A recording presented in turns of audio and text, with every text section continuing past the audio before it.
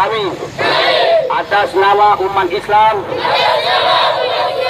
wilayah Samudra Pasai, Nanggro Aceh Darussalam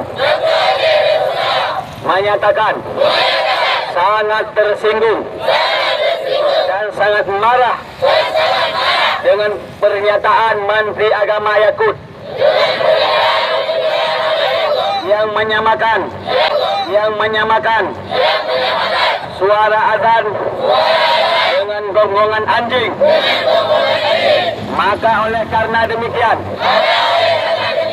kami desak Presiden Indonesia yaitu Insinyur Joko Widodo untuk memecat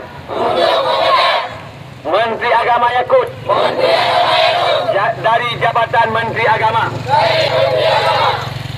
Jika tidak dipecat, maka kami anggap Jokowi adalah sama dengan Yakut. Yakut adalah musuh kami.